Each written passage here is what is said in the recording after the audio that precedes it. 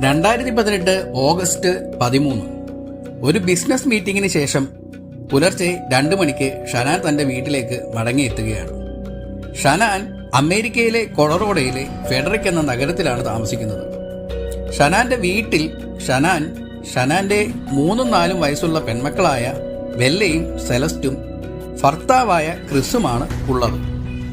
ഷനാന്റെ സഹപ്രവർത്തകയും സുഹൃത്തുമായ നിക്കോളാണ് ഈ മീറ്റിംഗിന് ശേഷം ഷനാന്റെ വീട്ടിൽ ഷനാനെ കൊണ്ടാക്കുന്നത്. ഷനാൻ 5 ആഴ്ച ഗർഭിണിയാണ്. രാവിലെ 9 മണിക്ക് ഡോക്ടറുടെ ഒരു അപ്പോയിൻമെന്റ് പറഞ്ഞിട്ടുള്ളതിനാൽ തൻ്റെ 2 മക്കളെയും കൂട്ടിക്കൊണ്ടു പോകണമെന്ന് വീട്ടിൽ കൊണ്ടുവിടുമ്പോൾ തന്നെ നിക്കോളിനോട് ഷനാൻ ആവശ്യപ്പെട്ടിരുന്നു. പുലർച്ചെ 8 മണി മുതൽ ഏകദേശം ഉച്ചയ്ക്ക് 12 മണിയോളം നിക്കോൾ ഷനാനെ ഫോണിൽ ബന്ധപ്പെടാൻ ശ്രമിക്കുന്നുണ്ട്. പക്ഷേ പ്രതികരണമൊന്നുമില്ല. അങ്ങനെയാണ് 911-ലേക്ക് വിളിച്ച് നിക്കോൾ റിപ്പോർട്ട് ചെയ്യുന്നത്. അങ്ങനെ പരാതി ലഭിച്ച പോലീസ് ഷനാന്റെ വീട്ടിലെത്തി അന്വേഷണം ആരംഭിക്കുകയാണ്. ആ വീട്ടിൽ പോലീസ് മുട്ടി വിളിച്ചിട്ടും പ്രതികരണമൊന്നുമില്ല.